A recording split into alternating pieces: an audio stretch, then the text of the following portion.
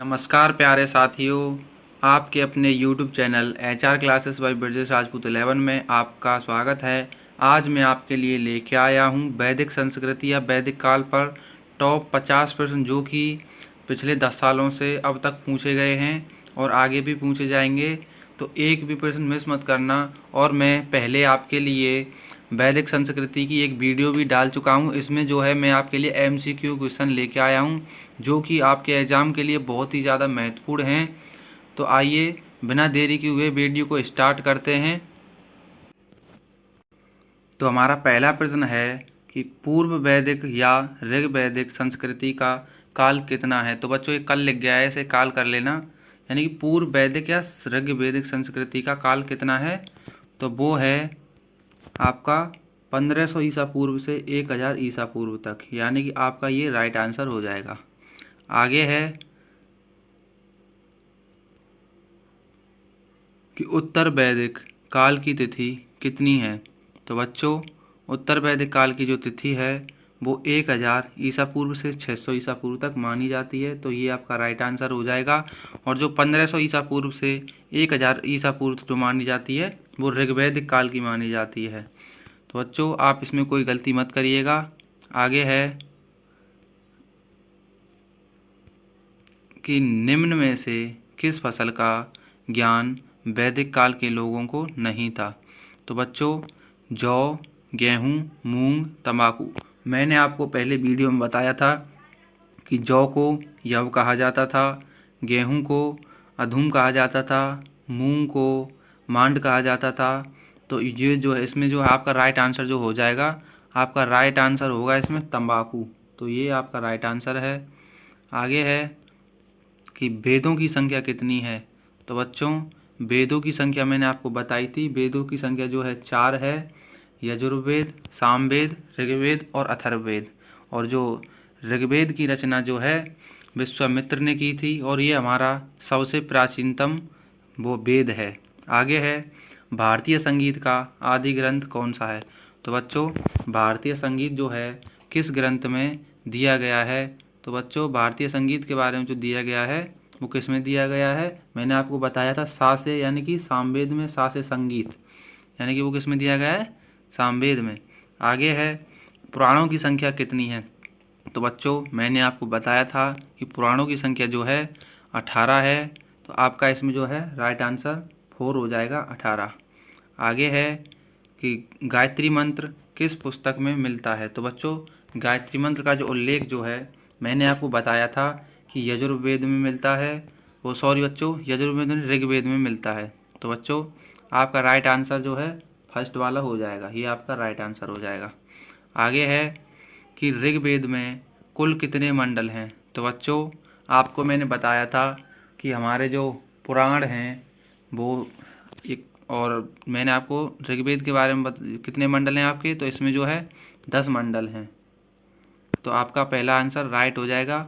आगे है कि किस वेद में जादू माया और वशीकरण का वर्णन किया गया है। तो बच्चों जो जादू माया है या जादू टोना है और वशीकरण है जो है आपके अथर्ववेद में इसका उल्लेख किया गया है। तो आपका राइट आंसर 3 हो जाएगा। आगे है कि आर्य शब्द इंगित करता है। तो आर्य शब्द क्या इंगित करता है। तो बच्चों मैंने आपको बताया था कि आर्य शब्द का जो अर्थ है वो श्रेष्ठ होता है।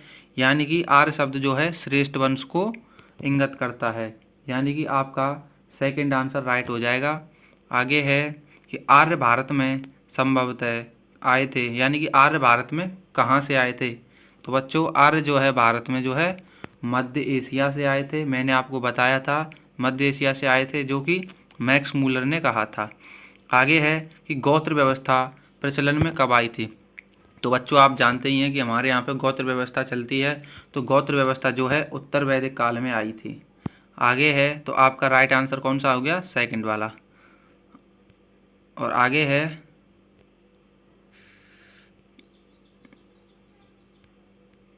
कि वैदिक युग में यव कहा जाता है। यानी कि यव किसे कहा जाता था। तो बच्चों मैंने आपको बताया था यव जो है आपके जौ को कहा जाता था। तो आपका इसमें जो राइट आंसर है वो आपका तीसरा वाला हो जाएगा। तो इस पर आप राइट लगा लीजिए। आगे है कि ब्रही शब्द किसके लिए प्रयुक्त होता था। तो बच्चों ब्रही शब्द जो है आपके चावल के लिए होता था, यानी कि आपका राइट आंसर सेकंड वाला हो जाएगा। आगे है कि प्राचीनतम पुराण कौन सा है। तो बच्चों प्राचीनतम पुराण जो है आपका वो है मत्स्य पुराण, यानी कि फर्स्ट वाला आपका राइट आंसर हो जाएगा। आगे है कि ऋग्वैदिक काल के सबसे प्रधान देवता कौन से थे। तो बच्चों मैंने आपको बताया था कि ऋग्वैदिक काल के जो सबसे प्रधान देवता थे या प्रिय देवता थे वो इंद्र थे, जो कि वर्षा के देवता कहे जाते थे। और आपका आगे है कि उत्तर वैदिक काल में किस देवता को सर्वोच्च स्थान प्राप्त था। तो बच्चों उत्तर वैदिक काल में जो है उनका देवता बदल गया था, तो उत्तर वैदिक काल में जो है प्रजापति को सर्वोच्च देवता माना जाता था। आगे है कि संस्कारों की कुल संख्या कितनी है। तो बच्चों हमारे जो संस्कारों की संख्या जो है 16 है, तो आपका सेकंड वाला राइट आंसर हो जाएगा। आगे है कि ऋग्वेद में अगन्या शब्द का प्रयोग किसके लिए किया गया है। तो बच्चों मैंने आपको उस वीडियो में बताया था कि अगन्या शब्द जो है यानी कि ना मारे जाने वाले पशुओं के लिए किया जाता था, या कि उसमें जो कि गाय के लिए किया गया था। तो इसमें जो है आपका राइट आंसर सेकंड वाला हो जाएगा, गाय के लिए। आगे है कि निम्न में से परमाणुवाद का जनक किसे कहा जाता है। तो बच्चों परमाणुवाद का जनक जो है महर्षि कणाद को कहा जाता है, तो थर्ड वाला आपका राइट आंसर हो जाएगा। आगे है कि ऋग्वेद में कितने सूक्त हैं। तो बच्चों ऋग्वेद में जो सूक्त हैं वो हैं 1028, तो थर्ड वाला आपका राइट आंसर हो जाएगा। आगे है कि गायत्री मंत्र की रचना किसने की थी। तो बच्चों गायत्री मंत्र की जो रचना है वो है विश्वामित्र जी ने की थी, तो इसमें सेकंड वाला आपका राइट आंसर हो जाएगा। आगे है आर्यों का प्रिय पशु कौन सा था। तो बच्चों आर्यों का प्रिय पशु जो था वो घोड़ा था, तो इसमें सेकंड वाला आपका राइट आंसर हो जाएगा। आगे है ऋग्वेद में सबसे अधिक बार किस नदी का उल्लेख किया गया है। तो बच्चों ऋग्वेद में जो है सबसे अधिक बार जो है सिंधु का उल्लेख किया गया है, और एक बार गंगा का उल्लेख किया गया है, और एक बार 3 बार जो है यमुना का उल्लेख किया गया है। लेकिन बच्चों ऋग्वेद में जो है यानी कि ऋग्वैदिक काल में जो है सबसे पवित्र नदी जो है सरस्वती को माना जाता था। आगे है आर्यों की भाषा कौन सी थी। तो बच्चों आर्यों की भाषा जो थी वो संस्कृत थी। आगे आगे है कि आर्यों की सभ्यता कैसी थी। तो बच्चों आप जानते हैं कि जो सिंधु सभ्यता थी वो शहरीय सभ्यता थी, और आदि मानव जो है वो खाना बदोश था। और आर्यों की सभ्यता कैसी होगी, यानी कि आर्यों की सभ्यता जो थी वो ग्रामीण सभ्यता थी, तो फर्स्ट वाला आपका राइट आंसर हो जाएगा। आगे है उपनिषदों की संख्या कितनी है। तो बच्चों मैंने आपको बताया था कि उपनिषदों की संख्या जो है यानी कि 1008 है, वो सॉरी बच्चों 108 है, तो आपका सेकंड वाला राइट आंसर हो जाएगा। आगे है सबसे प्राचीन वेद कौन सा है। तो बच्चों मैंने अभी आपको बताया था कि सबसे प्राचीन वेद जो है ऋग्वेद को माना जाता है। आगे है कि आर्य सर्वप्रथम भारत में कहाँ आकर बसे थे। तो बच्चों आर्य जो है सर्वप्रथम भारत में जो है पंजाब राज्य में आकर बसे थे। और आपसे पूछा जाए कि आर्य जो है कहाँ और किस देश में आकर बसे थे, तो वो अफगानिस्तान में आकर बसे थे, तो इसमें जो है सेकंड वाला आपका राइट आंसर हो जाएगा। आगे है कि निम्न में से कौन सा वैदिक साहित्य बलिदान सूत्रों का संग्रह है। तो बच्चों जो बलिदान संग्रहों का सूत्र जो बलिदान सूत्रों का संग्रह जो है यजुर्वेद में किया गया है, तो आपका थर्ड वाला राइट आंसर हो जाएगा। आगे है कि अथर्वा ऋषि ने किस वेद की रचना की थी। तो बच्चों आपको इसके लिए एक ट्रिक है कि इसमें आ से कौन सा वेद दिया गया है, तो अथर्ववेद दिया गया है, तो आप ये समझ लीजिए ये इसका जो है राइट आंसर जो है आपका चौथा वाला हो जाएगा, यानी 4 वाला अथर्ववेद। तो जो अथर्वा ऋषि ने जो है अथर्ववेद की रचना की थी। तो आप बच्चों इसे ऐसे भी जान सकते हैं कि अथर्वा ऋषि के नाम पर ही अथर्ववेद को रखा गया। आगे है कि ब्यास नदी का प्राचीन नाम क्या है। तो बच्चों मैंने आपको उस वीडियो में बताया था कि ब्यास नदी का प्राचीन नाम कौन सा है, और सदानीरा किस नदी का नाम है। तो बच्चों ब्यास नदी का जो नाम है आप बी से ही लगा सकते हैं, बा से, तो यानी कि बिपाशा, तो आपका सेकंड वाला इसमें जो है राइट आंसर हो जाएगा। आगे है कि वैदिक काल की सबसे पवित्र नदी कौन सी मानी जाती है। तो बच्चों मैंने अभी आपको बताया था कि वैदिक काल की जो है सबसे पवित्र नदी जो है सरस्वती को माना जाता है। आगे है ऋग्वेद में मंडलों की संख्या कितनी है। तो बच्चों ऋग्वेद मैंने आपको बताया था कि ऋग्वेद में जो है मंडलों की संख्या 10 दी गई है, तो आपका सेकंड वाला राइट आंसर हो जाएगा। आगे है वैदिक काल को कितने भागों में बांटा गया है। तो बच्चों मैंने आपको बताया था कि वैदिक काल को 2 भागों में बांटा गया है, उत्तर वैदिक काल और ऋग्वैदिक काल। तो बच्चों इसमें जो है थर्ड वाला आपका राइट आंसर हो जाएगा। अगला प्रश्न है कि वैदिक काल में कितने प्रकार के विवाहों का वर्ण है। तो बच्चों वैदिक काल में जो है 8 प्रकार के विवाहों का वर्ण किया गया है। तो इसमें जो है आपका सेकंड वाला राइट आंसर हो जाएगा। आगे है कि वैदिक काल में मूल्य की इकाई क्या थी। तो बच्चों वैदिक काल में जो है मूल्य की इकाई निष्क थी, और आप जानते हैं कि रुपया तो अभी अभी आया है, तो इसमें जो है सेकंड वाला आपका राइट आंसर हो जाएगा। आगे है अस्तो माँ सद्गमय तथा गायत्री मंत्र का उल्लेख किस वेद में मिलता है।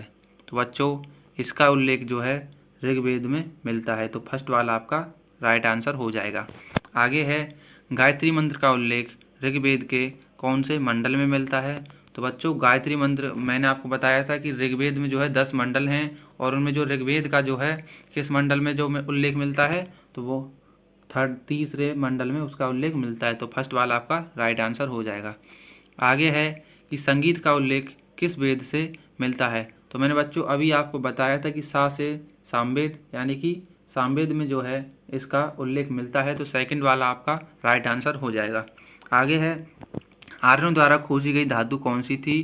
तो आर्यों द्वारा जो खोजी गई धातु थी जो बच्चों, तो वो लोहा थी, तो आपका थर्ड वाला राइट आंसर हो जाएगा। और बच्चों मैं आपको एक बात बता दूं कि आर्यों द्वारा जो अगर आपसे पूछा जाए कि प्रथम वस्तु आर्यों द्वारा यूज की गई, यानी कि प्रयोग की गई प्रथम वस्तु धातु कौन सी थी, तो वो तांबा थी। आगे है कि वैदिक काल में सबसे पहले किस धातु का प्रयोग किया गया था। तो बच्चों ये लो आपको प्रश्न आ भी गया कि वैदिक काल में जो है तांबे का प्रयोग सर्वप्रथम किया गया था, तो सेकंड वाला आपका राइट आंसर हो जाएगा। आगे है प्रारंभिक वैदिक काल में वर्ण व्यवस्था किस पर आधार पर थी। तो बच्चों प्रारंभिक वैदिक काल पूछा है इसमें, तो प्रारंभिक वैदिक काल में जो है वर्ण व्यवस्था किस आधार पर आधारित थी, तो वो थी आपके व्यवसाय के आधार पर। आगे है कि उपनिषद क्या है। तो बच्चों उपनिषद जो है हिंदू दर्शन का स्रोत है, तो 4 वाला आपका राइट आंसर हो जाएगा। आगे है कि वैदिक समाज की आधारभूत इकाई कौन सी थी। तो बच्चों वैदिक समाज की जो आधारभूत इकाई थी वो कुटुंब थी, तो आपका फर्स्ट वाला राइट आंसर हो जाएगा। आगे है गायत्री मंत्र की रचना किसने की थी। तो बच्चों ये प्रश्न जो है 2 बार लिख गया है, तो आप इसे भी कर लीजिए कि गायत्री मंत्र की रचना जो है विश्वामित्र जी ने की थी। तो बच्चों ये जो हैं आपके लिए बहुत ही ज़्यादा इम्पोर्टेंट हैं और ये आपके एग्जाम्स में पूछे गए हैं, तो आपको ये ज़रूर याद करने हैं। आगे है कि सांख्य दर्शन की रचना किसने की थी। तो बच्चों मैंने आपको बताया था कि सांख्य दर्शन की रचना जो है महर्षि कपिल ने की थी, तो पहला वाला आपका राइट आंसर हो जाएगा। आगे है कि आर्यों का मुख्य व्यवसाय क्या था। तो बच्चों मैंने जब आपको बताया था सिंधु सभ्यता वाले में कि सिंधु सभ्यता में जो है उनका मुख्य व्यवसाय जो है क्या था, व्यापार था, लेकिन आर्यों का मुख्य व्यवसाय जो है पशुपालन था, तो इसमें सेकंड वाला आपका राइट आंसर हो जाएगा। आगे है ऋग्वेद में गंगा का उल्लेख कितनी बार किया गया है। तो बच्चों मैंने अभी आपको बताया था कि ऋग्वेद में जो है गंगा का उल्लेख 1 बार किया गया है, यमुना का उल्लेख 3 बार किया गया है, और जो सबसे ज़्यादा उल्लेख किया गया है वो सिंधु नदी का किया गया, तो थर्ड वाला इसमें आपका राइट आंसर हो जाएगा। आगे है उत्तर वैदिक काल में वर्ण व्यवस्था किसके आधार पर होती थी। तो बच्चों आधार पर किस पर थी, तो वो जो थी आपके जन्म के आधार पर होती थी। तो बच्चों हमारी वीडियो यहीं पर समाप्त होती है। अगर आपको वीडियो पसंद आई हो तो वीडियो को लाइक करना, हमारे चैनल को सब्सक्राइब करना, और अगर आपको कोई भी प्रॉब्लम हो तो कमेंट बॉक्स में कमेंट करके बताना, हम आपके लिए और भी ऐसे ही वीडियो लेके आएंगे। तो बच्चों चलते हैं, जय हिंद, वंदे मातरम।